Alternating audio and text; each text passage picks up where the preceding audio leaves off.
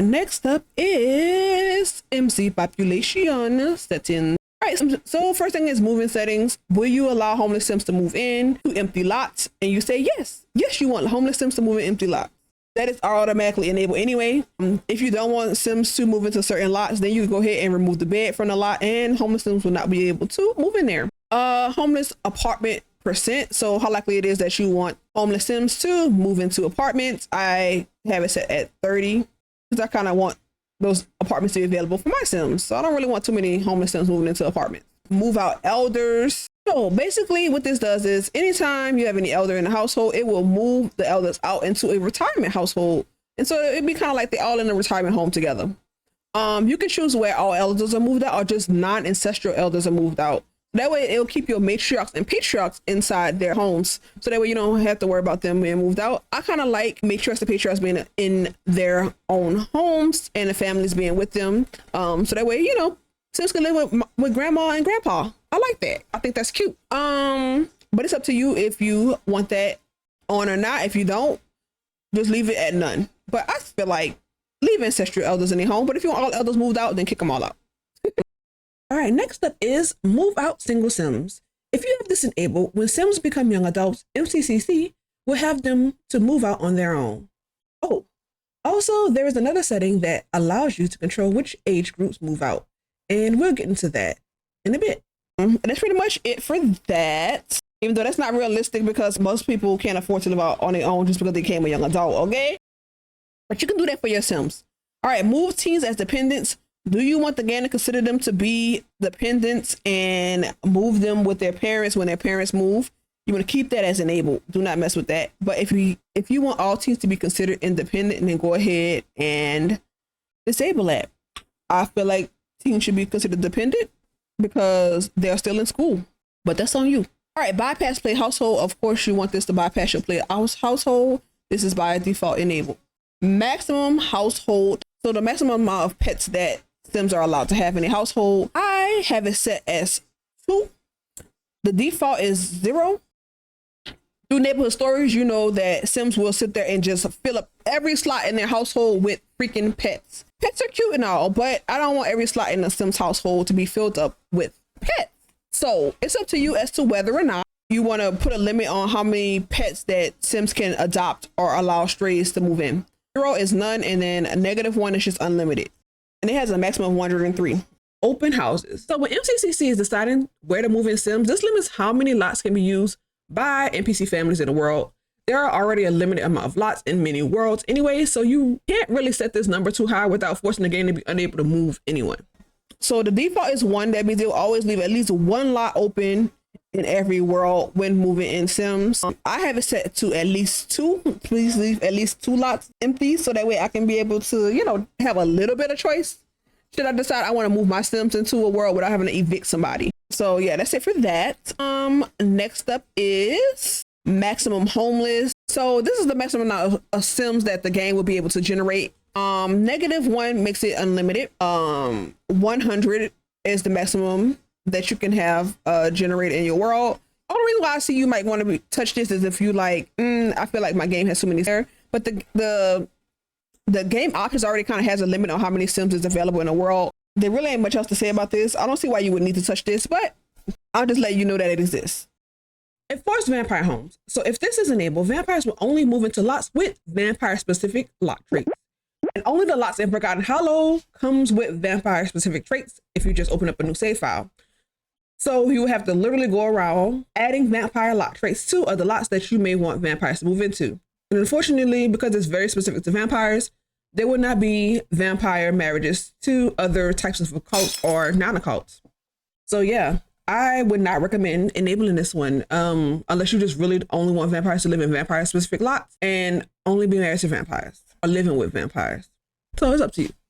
Next up is bypass dorm residents. So basically you want these moving settings to bypass dorm residents. You don't really want them to be kind of moving all over the place, and you don't want random Sims just moving into the dorms either.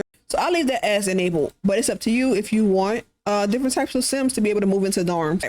Populating settings is next. So you can choose the percent chance that a Sim will be born as a baby, infant, toddler, or child instead of a teen.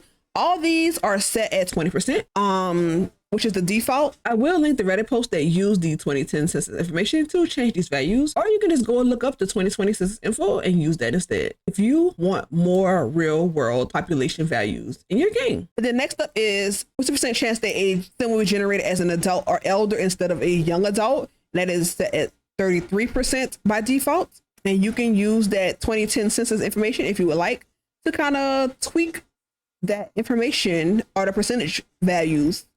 All right. And then it's just a percent chance that a sim will be male rather than female when generated.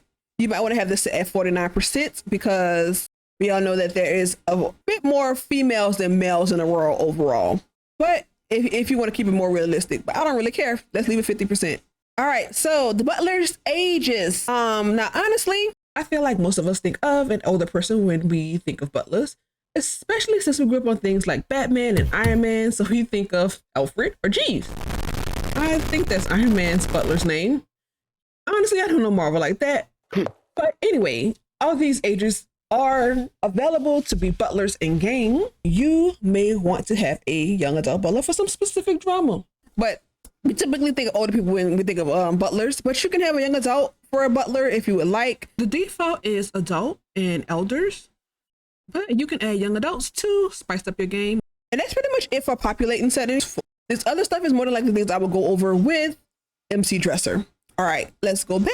And then next up is enable or disable bar nights. So if you find the bar nights in the game to be annoying, they have the aliens, bear, ghosts, guys, nights, ladies, and singles nights. If you find some of those nights to be annoying, then you go ahead and disable it from here. They're all on by default because that is how it is in the game. So in order for you to disable it, you just go ahead and click on it and they'll turn white and you hit the check mark and then they'll disable them. But the different types of nights don't bother me. I actually kind of like seeing them dressed up as weird little things. But if you find it annoying, then go ahead and click on it so that way you ain't got to worry about seeing them dressed up as knights or bears in the club. All right, next up is a random lot challenges. So I don't really use the lot challenges, but if you do use lot challenges, then this may be for you. Or if you want to use lot challenges more, then this may be for you. So apply to lot type. This allows you to choose what type of lots that the game will generate lot challenges for. You can have it only generate lot challenges for your active home lots, or all lots, or just residential lots only. All lots, I don't know how that affect you going to like a bar or like the swimming pool or something. I have no idea because I don't really use the lot challenges. I don't know how they really work. But if you know that it will make your game more interesting, then go ahead and click it to see what it does.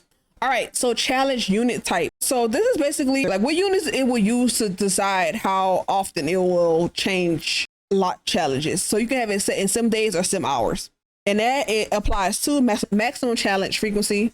So if you chose days, then it'll be 7 days, will be how often it will change the randomized lot challenges. If you have it set as hours, then it'll be 7 hours. Of course, you could go higher than that or you can go lower than that. It just depends on how often you want the game to change your lot challenges. I think I left mine as days, so I would want it to maybe occur more often than that, but I don't know because I don't do lot challenges.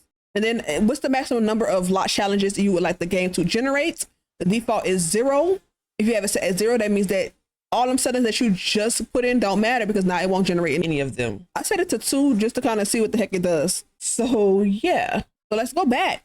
Next up is the neighborhood stories settings. And that's just if you want all these populations that you just set up to work with neighborhood stories as per usual. All right, so next up is other settings. Do you want to bypass sim culling? As I said in the previous video, more than likely you will not experience culling unless you have had a CA file for a very long time. Or the game is for some reason just generating way too many sims, or more than likely you download a save file that's going to have a bunch of sims in it. So you can disable it if you don't want the game to delete sims. Next up is bypass clown walk by. So this is by default disabled, but if you want the clowns to be just randomly walking by in your Sims worlds, then go ahead and enable it. Most people have a fear of clowns. I don't see why you would want this to happen, but if you do, then go ahead and enable it. But it is by default disabled because most people do not want to see a clown. Next up is no Reaper stalking. This is disabled by default, but basically it just prevents the Grim Reaper from popping up in random places. So that way you're not hanging out the bar or the pool and the Grim Reaper is just there. But if you want the Reapers to just appear in different places or just want to see him out on the town, then go ahead and enable this. Because you know, you may not always want to off of sim just to get Gremlin to show up.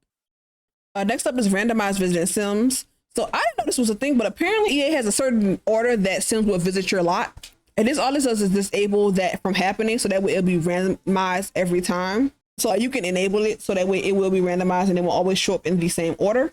Now, this doesn't really affect me because I never noticed it and I really don't care about. All right, disable immortal sims. So in a lot of different packs, there are certain sims that are immortal, such as Jasmine Holiday. In a seasons pack, there's probably a couple other sims that is immortal, like the Flower Bunny and Father Winter. You can go ahead and enable it so that way these sims will start to age and different sims will replace them eventually after they, basically pass on.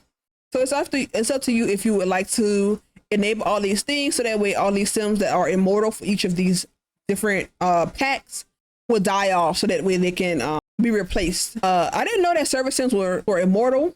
If you find that your server sims are around pretty much for like 8 generations, then maybe you want to go ahead and enable this so that way they can die off and not be there anymore. But I never played long enough for a server sim to be around for multiple generations. But I went ahead and enable it because if I ever do, I don't want them to be there forever. All right.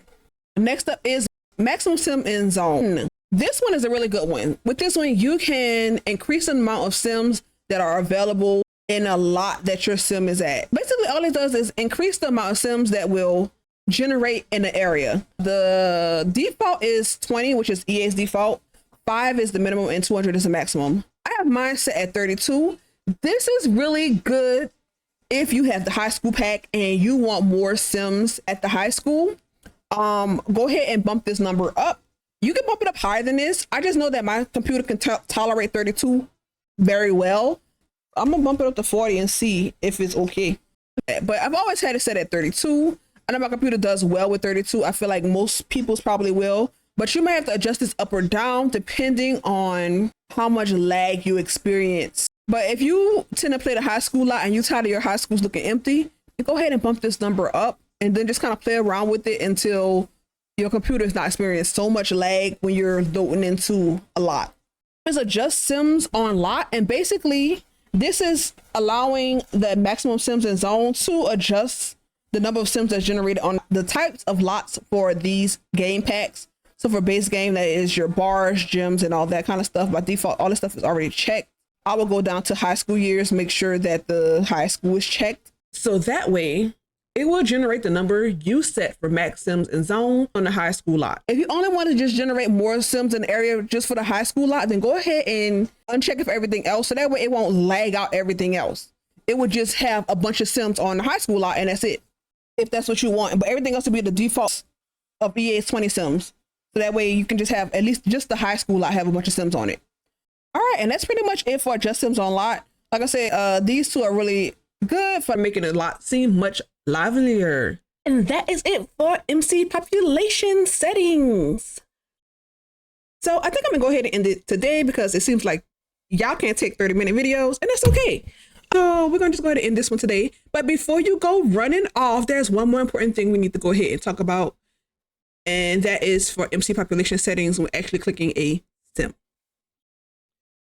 Hey, so since we're on the topic of population settings, just so you know, if you want certain sim families to stay in their household homes, like let's say for instance you want the goths to stay in their manor, you have to play as a sim that is not a part of their household, and you have to click on one of the goths, go to MC Command Center, and then scroll down to sim flags, go to MC population, and then click flag household as ancestral.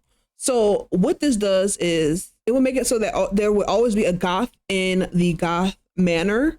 So if you want a family like the Landgrabs, the Goths, anything like that, where you want them, there always be somebody with that last name to be in that household for generations, then go ahead and flag that household as ancestral. And that way MC Command Center won't have everyone in that household move out. I think that's a very important thing to go ahead and do. There are a lot of things where you'll have to go ahead and actually click on the sim and then click on MC Command Center and either flag them are fixed for certain things. And I'll probably go over that a little bit more in a separate video. But yeah, that's pretty much it. So I think I've gone ahead and told you all the important things as far as MC population settings. Make sure you go ahead and subscribe, because next time we'll be going over some more important storytelling settings, including some more adoption settings, sims that the game decides to get married, some more things about possibly legacy children, things like that. So again, make sure you go ahead and subscribe, and I thank y'all for taking time to watch this video. I'll see y'all next time. Bye.